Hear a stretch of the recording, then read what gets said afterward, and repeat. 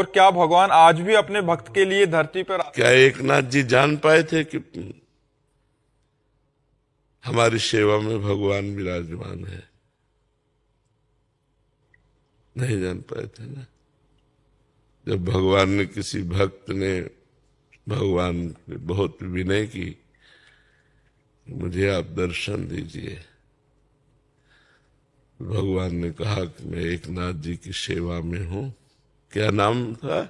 श्रीखंड। शिखंडिया। मैं इस नाम से सेवा में हूं। भगवान जब ये आदेश किए तो भागा भागा आया, और वो जल ला रहे थे तो एकनाथ जी से कहा आपके यहाँ भगवान सेवा में है, दर्शन करवा दो। उनका कहाँ, भगवान कहाँ सेवा में? तो कहा शिखंडिया नाम है। तो पानी ला रहे थे, साक्षात देखा पांडुरंग सेवा में।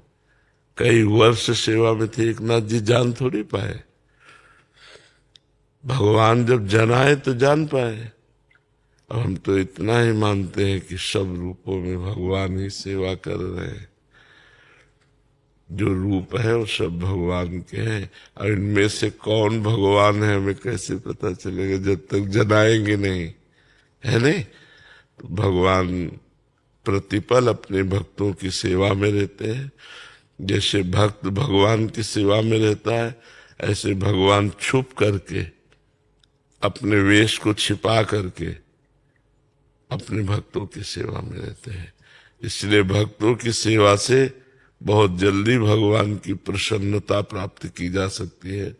अब क्या पता चले, त्रिलोचन जी के यहाँ भगवान अंतर्यामी रूप से नौकर बनकर लगे थे, सुना चरित्र? कैसे पता चला त्रिलोचन जी को? कभी पता लग पाया कि ये भगवान हमारे यहाँ नौकर रूप से है? जब भगवान अंतर ध्यान हो गए और विकल होकर रोए, तो उनको कि अंतर्यामी नौकर के रूप में हमारे घर में विराजमान।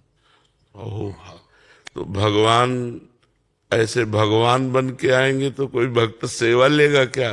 भगवान तो दीनहीन बनकर आते हैं और भक्त की सेवा करके अपने को कृतार्थ मानते हैं। क्योंकि जो भगवान को जितना समर्पित है, भगवान उतना ही उस भक्त के प्रति समर्पित है। भगवान के अनंत पार्षद हैं। अगर भगवान सेवा के बदले में सेवा कराना चाहें तो अपने पार्षदों को भेज देते हैं, लेकिन एक भी भक्त चरित्र में ऐसा नहीं पाया गया कि भगवान के पार्षद आए सेवा के लिए।